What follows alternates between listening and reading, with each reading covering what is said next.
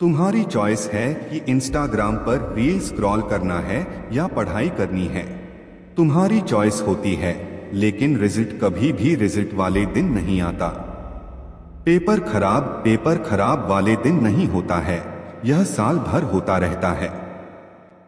इसके लिए ना तो आपके माता पिता जिम्मेदार हैं, ना आपके दोस्त यार जिम्मेदार हैं, और ना ही आपका कोई प्यार जिम्मेदार है। ये 5 पॉइंट्स, ये 5 कमजोरियां, ये 5 समस्याएं अगर आपने हल कर ली तो देखते हैं फिर कौन रोकता है आपको। आज इन 5 पॉइंट्स को दिल से अपना लेना। आज की यह बात ध्यान से सुनो और इन्हें लिख लो। अभी पेन और कॉपी निकालो। जैसे लेक्चर अटेंड करते हो वैसे इसे भी ध्यान से सुनो। यह कोई शो नहीं चल रहा, कोई तमाशा नहीं चल रहा। पेन और कॉपी निकालो और नोट करो। अगर आप सच में गंभीर हो तो अपने दिल पर हाथ रखो और पेन कॉपी उठाओ।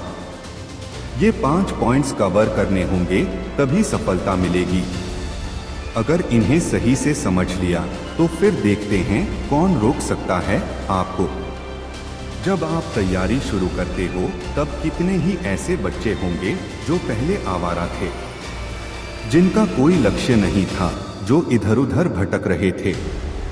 लेकिन आज वही बच्चे 8 घंटे बैठकर पढ़ाई कर रहे हैं, समय पर सोना और उठना सीख चुके हैं, समय पर रिवीजन करना, टेस्ट में अनुशासन से बैठना और अनावश्यक लोगों से दूर रहना सीख चुके हैं।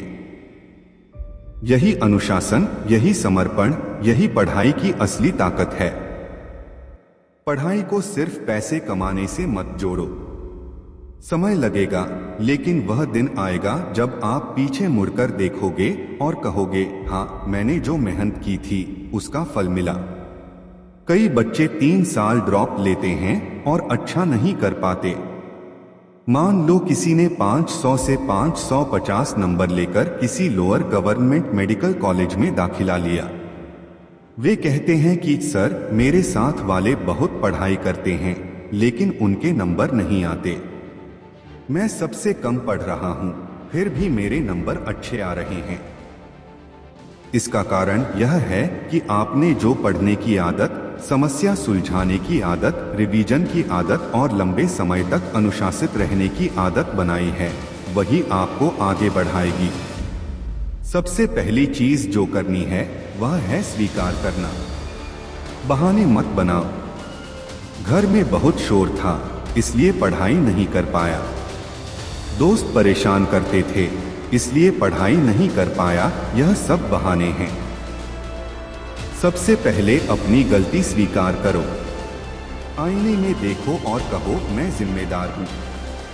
कौन जिम्मेदार है? मैं जिम्मेदार हूं। इसके लिए ना आपके माता पिता जिम्मेदार हैं, ना आपके दोस्त, ना आपका कोई प्यार। इसके लिए आप खुद जिम्मेदार हो। जीवन में जिम्मेदारी लो। छोटे बच्चों की तरह मत सोचो, मेरे पेरेंट्स मुझे रिश्तेदारों के यहाँ ले जाते हैं, यह तुम्हारी चॉइस है। घूमना या ना घूमना, इंस्टाग्राम पर रील देखना या पढ़ाई करना, यह सब तुम्हारी चॉइस है। रिजल्ट कभी भी सिर्फ रिजल्ट वाले दिन नहीं आता। पेपर खराब पेपर वाले दिन नहीं होता, बल्कि साल भर होता रहता है। सबसे जरूरी बात, पहले खुद स्वीकार करो कि तुम जिम्मेदार हो, फिर अपनी गलतियों को सुधारो। ईमानदारी बहुत जरूरी है। खुद से झूठ मत बोलो। अपनी गलतियों को स्वीकार करो, तभी सुधार कर पाओगे।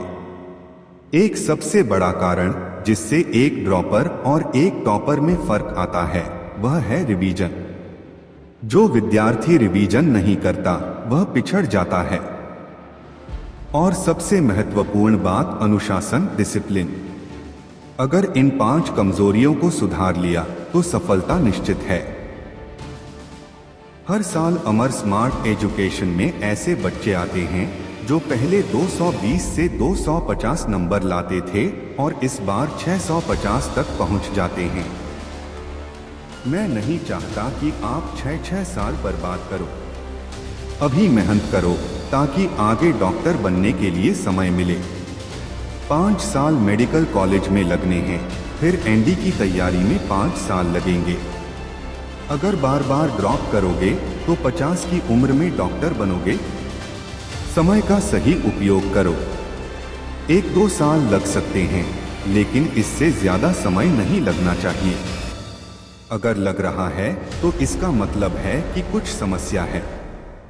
अगर ज्यादा समय लग रहा है तो या तो किसी और विकल्प पर जाओ या अपनी रणनीति बदलो। हर कोई डॉक्टर बनने के लिए नहीं बना है। 20 लाख बच्चे एनईटी का पेपर देते हैं। अगर बार बार असफल हो रहे हो तो सोचो कि क्या यही तुम्हारा लक्ष्य है या तुम्हें किसी और रास्ते पर जाना चाहिए। विकल्प बहुत हैं: CLAT, UPSC, technology, skill development, business, journalism.